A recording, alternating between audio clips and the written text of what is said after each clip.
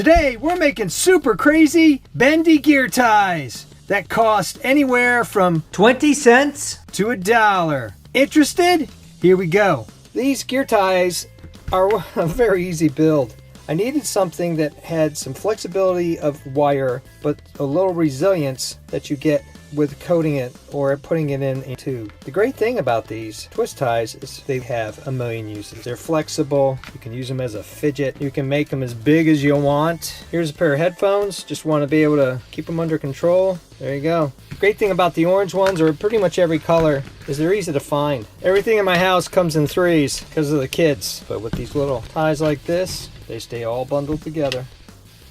The only limitation you have, these super twist ties, is your imagination. There's a nice little smartphone holder.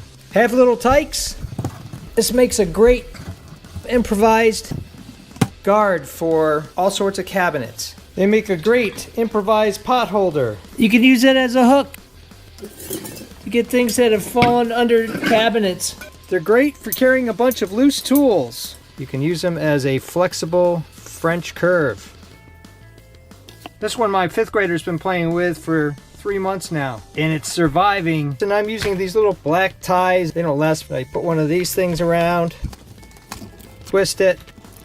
It's gonna last forever. And don't discount the fidget value. They're crazy fun to play with. As far as wiring goes, you can use multi-purpose wire. Putting a tube around it makes it a lot more flexible and durable. This is copper wire that I got really cheap for $1. Range in gauge from 20 to 12 gauge. Another essential part of the build is these little caps. They come in packages of 80 or 100. They're relatively cheap. They're about 9 cents a piece. Actually, they're the most expensive part of the build. The tube varies in price from about 6 cents a foot for this micro tubing that you use for dripper and micro sprays, to this more exotic micro fuel that's about 48 cents a foot. But I like the orange color. This is like the middle of the road. It's just some clear vinyl tubing, 20 feet of it for 18 cents a foot. This is a short one I made. I used this copper wiring right here. And the thinness of the wiring certainly allows you to twist it differently. So you can do really tight twists there. This is some green floors wiring I tried. Same deal. This is a little thicker wiring. This is about a 16 gauge. Just depends on what you're looking for. This has got a working load of 100 pounds. And all I did is ran it into one of these tubes. I'll show you how to make one. So here you just take a length of wire that you want, cut it off with some wire cutters. Then you take a tubing. Since it's green, there's no sense to put it in the more expensive orange. So I'm going to use this clear tubing here and just run it inside.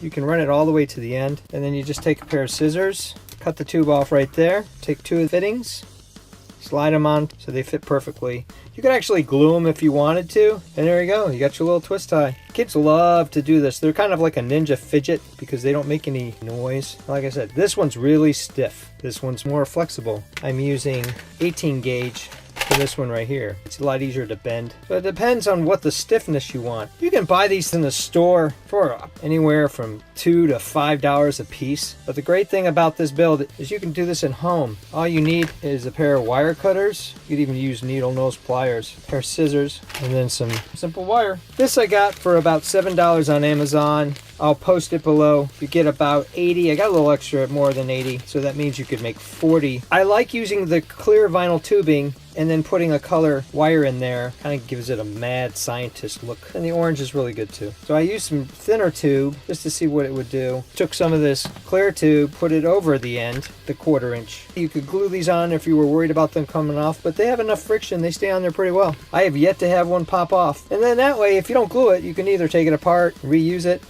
It's not easy. You know, some people worry about poking out. This is really tough hose, and it takes a beating. Unlike some brands that you can actually buy where they fuse the wire to the rubber, this allows for the flexibility, and if for some reason it just happens to break. I've been testing these for about 3 months now to make sure that they were worthwhile, and none of them have broken. I mean, they've been twisted like crazy by 3 boys. This is 20 gauge. It's a little too thin, but if you double or triple it up, it works great. Stick it in there, got a nice soft bending profile. Not as stiff as this green wire, but this works great for bundles of electrical cord. If for some reason you just wanted to use one type of wire, I would probably go with a 14 to 16 gauge because that gives you a lot of flexibility.